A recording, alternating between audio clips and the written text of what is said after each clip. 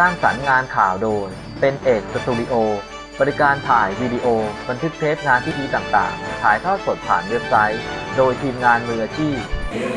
ที่บริษัทมิเชลมีเดียจำกัดนะครับถนนปู่เจ้าสมิงพรายตำบลสำโรงกลางอำเภอพระประแดงจังหวัดสมุพรปราการ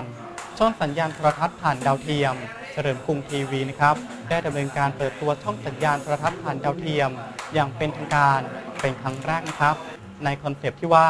ทีวีของคนรักเสียงเพลงต้นฉบับดั้งเดิมภายใต้แนวคิดที่ว่าเพลงดีฉบับดั้งเดิมเฉลิมกรุงทีวีโดยมีศิลปินอย่างนะครับคุณสุเทพวงศ์คำแหงศิลปินแห่งชาตินายกสมาคมนักร้องแห่งประเทศไทย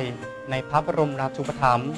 สมเด็จพระเทพรัตนราชสุดาสยามบรมราชกุมารีดำรงตำแหน่งนะครับเป็นประธานผู้บริหารสถานีโทรทัศน์ผ่านดาวเทียมเฉลิมกรุงทีวีทั้งนี้ครูสมภพนะครับสิงห์สุวรรณครูเพลงชั้งเอกนะครับผู้อำนวยการสถานีโทรทัศน์ผ่านดาวเทียมเฉลิมกรุงทีวีนะครับกล่าวถึงที่มาของการตั้งสถานีว่าเป็นการรวมตัวกันนะครับของศิลปินแห่งชาติครูเพลงนักร้องและนักดนตรีทั่วเมืองไทยที่จะนำบทเพลงอันทรงคุณค่านะครับในอดีตของเมืองไทย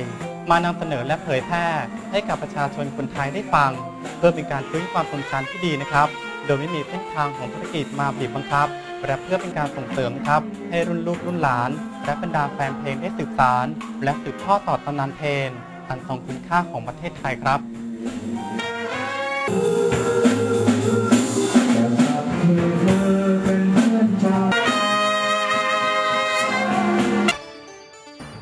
สร้างสรรค์งานข่าวโดยเป็นเอกสตูดิโอ